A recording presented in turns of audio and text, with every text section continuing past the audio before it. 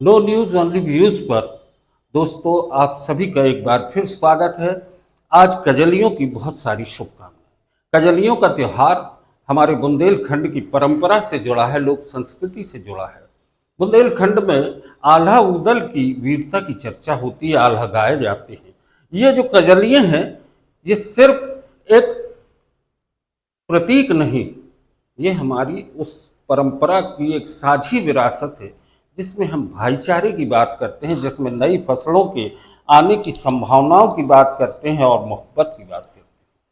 कजलियों को लेके जो हमारी संस्कृति में, जो हमारी मिट्टी में जो सुगंध है, उस सुगंध से हम जुड़े हुए हैं।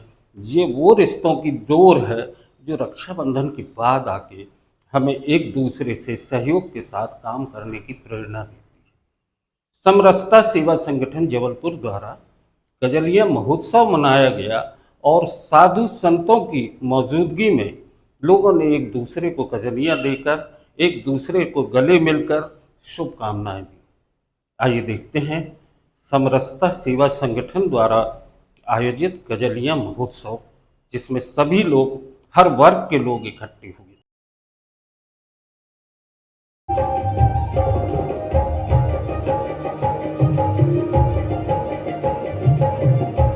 जैन जी और समरसता परिवार के सभी सम्मानीय आत्मीय सदस्यों ने दीप प्रज्वलित करते हुए अंधकार से प्रकाश की यात्रा का पावन संदेश देते हुए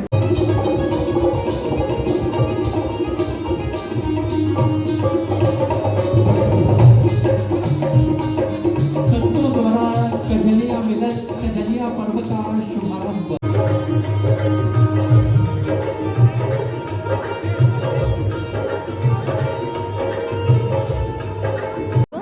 मैं साध्वी मैत्रेयी जी, वनवासी अपना आश्रम ग्वारीघाट से।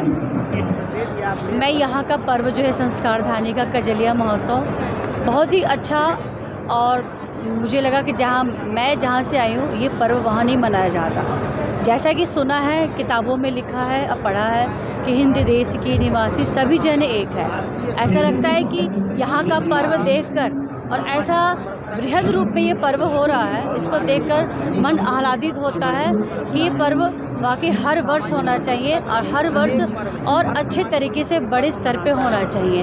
हर वर्ग के लोग यहाँ पर उपस्थित रहते हैं। कजलिया एक ज्वारे का ऐसा हरा जो सौहार्द और धन धान्य का प्रतीक होता है, उसको संत महात्माओं के हाथों से, चाहे तो घर पे भी लोग बांट सकते थे एक दूसरे से, लेकिन एक आयोजन के रूप में यहाँ किया जा रहा है। संत महात्माओं को एक सम्मानित रूप में बुलाकर और आम परिजनों को, जितने भी सारे होते हैं, सबको बुलाकर उनमें सब में वितरित किया जाता है। वो संतों को देते हैं और संतों का आशीर्वाद उनको मिलता है। ये बहुत अच्छा पर्व है। हम चाहते हैं कि दिन प्रतिदिन ये तरक्की करे और बड़े स्तर पर हो। नर्मदे।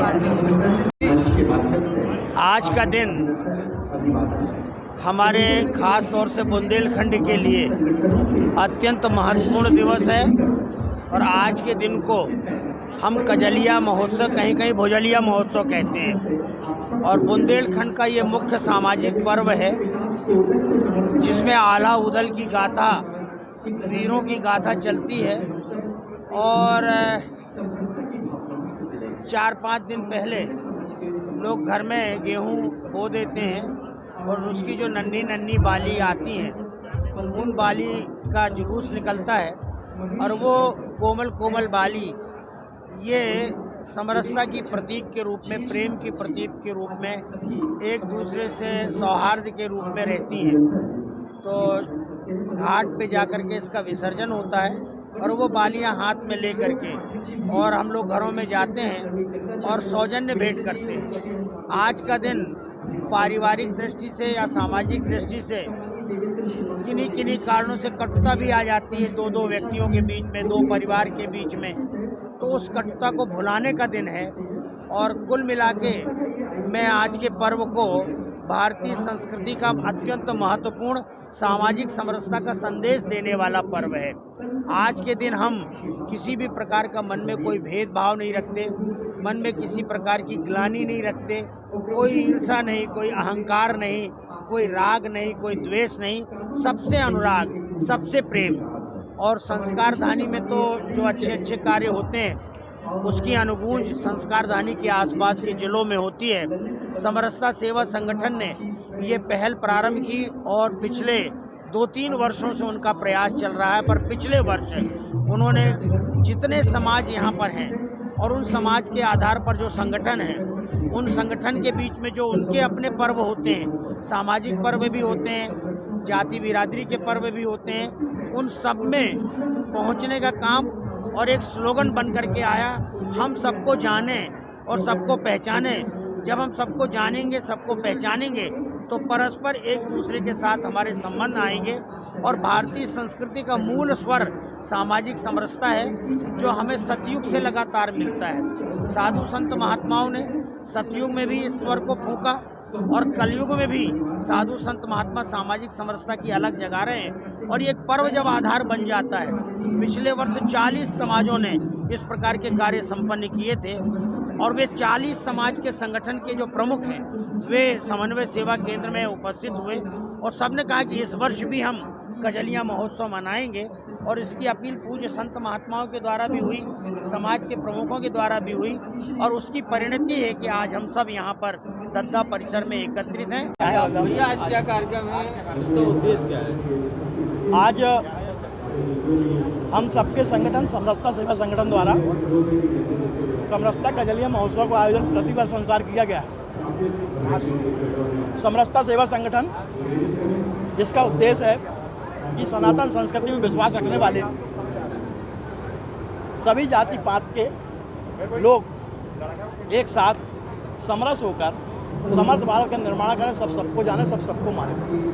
और इसलिए आज आप देख रहे हैं कि संस्कारधानी के हर वर्ग के मिलजुल कर इस कजलिया महोत्सव को मना रहे हैं, जिसमें बड़ी संख्या भी अभी आप सभी के सामने 84 दिवस के अवसर पर अपन ने जो पात्रों का वितरण किया था उसमें लोग कजलियाँ बोकर लाए हैं। यहाँ पर अलग अलग समाजों द्वारा स्वादिष्ट व्यंजनों की व्यवस्था की गई है, प्रतियोगिताओं का आयोजन किया गया है और कुल मिला के हमारे भारत की संस्कृति में जो उत्सव हैं, धर्म और पर्व हैं, उनको एक साथ मनाने की जो परंपरा है, उससे हमारे नवयुवक बच्चे भी अवगत हो सकें और सनातन संस्कृति को और मजबूती मिल सके, इसके लिए प्रयास है।